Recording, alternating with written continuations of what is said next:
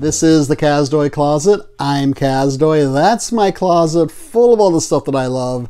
And today we continue to look at this box set from Imprint. It's After Dark, Neo-Noir Cinema, Collection Volume 2. We talked about the first film in this one already, Blue Steel. You can check out that episode. We're now going to look at the second film in this collection, which features a leading man who's playing really against type and a co-star whose acting was so intense, he put the leading man in the hospital at one point. Let's check it out. Today's film is Internal Affairs from 1990. It's 2 hours long in color. This one's about a cop who joins the Internal Affairs Division of the LAPD, and then he ends up investigating another cop who is much beloved but thoroughly corrupt. Richard Gere plays the corrupt cop, really playing against type here because it's the same year that he did Pretty Woman, which is a completely different role. Kurt Russell was actually the first one considered for this role, but Richard Gere finally got it. He had a good run, Richard Gere did, in the 70s with Looking for Mr. Goodbar, which I believe he played a bad guy in that one also, if memory serves. And then Days of Heaven, and then going on to American Gigolo, Officer and a Gentleman. He's known for being a humanitarian, which is interesting considering his co-star, Andy Garcia, who plays the Internal Affairs cop, is known to be a very intensely private person. He was a method actor, so there was a lot of tension between Garcia and Gere on this film. I have a hunch that's because of Andy Garcia's approach to acting, this method approach, and not to anything personal, but that's just my hunch. But the two did not get along because they don't get along in the film. And at one point it got so intense that I think Garcia threw some glass at Gere and it slashed open his arm. They had to send Gere to the hospital. So the director had to admonish Garcia several times to kind of tone it down and to ease up a little bit.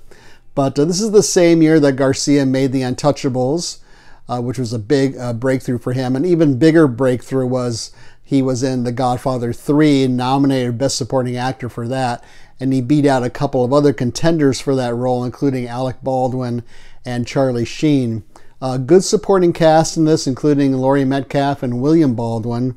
It was written by Henry Bean, who I was unfamiliar with, but he wrote another film that I really liked a lot called Deep Cover. That's on Criterion Collection, if you want to check that one out. And it was directed by Mike Figgis, probably best known for Leaving Las Vegas. That's the film in which, for which Nicolas Cage won Best Actor Oscar.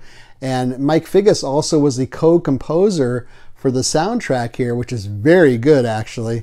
And I also should mention the cinematographer was John A. Alonzo, who worked on Chinatown, one of my top 10 films, and Scarface, the De Palma version, of course, The Magnificent Seven, and the much beloved Harold and Maude. So as I said, the main conflict here is between the Andy Garcia character and the Richard Gere character. So Garcia is playing the Internal Affairs cop, and in case you don't know, that's the division that investigates other cops. So generally, cops don't like people that work for internal affairs, and most people see working for that division as a political stepping stone to something bigger. Gere's character is charming in a lot of ways because, after all, he is Richard Gere, but he's completely crooked. I mean, it starts off in the very first scene with a rookie cop killing an unarmed man, and Gere plants a weapon on the unarmed man to help the cop out. So right from the beginning, we can see he's crooked, and it gets progressively worse as the film goes on. I don't want to give away too much, but whatever you can think of a crooked cop doing, and then some, that's what he's up to. So he is a very good character for him. He's very good in this.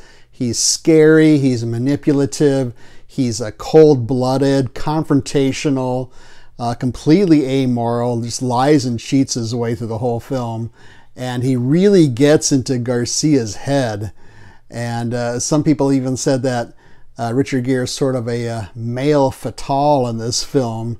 So speaking of which, many noir elements here. We have themes of jealousy and betrayal, using sex as a weapon. That's a big theme in here, especially Gere using a lot of sexual references and talk about wives and cheating and machismo.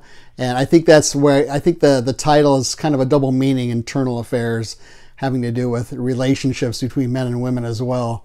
But overall, there's a feeling of paranoia. Is there anyone you can trust in this film? There's, of course, like I always say, lots of slapping going on, male and female slapping going on each other. And the poor wives in this film, they do not come out well at all. It also has a big city, LA location, really specifically the San Fernando Valley, which if you don't know is a suburb of Los Angeles, where I grew up. And so a lot of nostalgia for me watching something like that. I'm looking at street signs, like, I know that street, I know that intersection, oh, that store there, that's not there anymore. So that's kind of fun personally for me. But for internal affairs, I'm going to give this one 4.5 cops out of 5. It's tense, suspenseful, it's unpredictable, well-paced, well-acted film. So what's on this disc? Well, there is a commentary track, which I did not listen to. There is a feature involving the director, basically an interview or him talking about the making of the film, 30 minutes long. Same thing with the screenwriters, about 25 minutes long. And then same kind of format with the co-composer. That's about 15 minutes long. There's an alternate ending, and there are some extended and deleted scenes as well. Where can you see Internal Affairs? If you are subscribed to Amazon Prime, it's showing on there right now. Same with Paramount Plus, it's showing on there as well. You can rent it, you can try your library, and you can also buy a different edition on Blu-ray for about 15 bucks or so on Amazon, I saw. So, Internal Affairs, feel free to leave a comment or suggestion down below here. I would like to thank the following people who took the time to leave a comment on various episodes. That includes Michael, Tina, Martin, and Paul. Thank you so much. Leave a thumbs up. Don't leave a thumbs down. Subscribe would be great. Share this with your friends and neighbors. I'd like to welcome our new subscriber, Brad. Thank you for taking the time to subscribe. We're still about 15 away from our next goal of 500, so subscribing is free. It really would help out a lot. Also free is our Letterboxd account, which you can see. There's a link down below in the show notes under the Kazdoy Closet. That's where we leave brief written reviews of other things we're watching. For example, the film Pearl we just watched, and I left a little review about that. So hope you like this one. Thank you so much for watching, and we'll see you next time.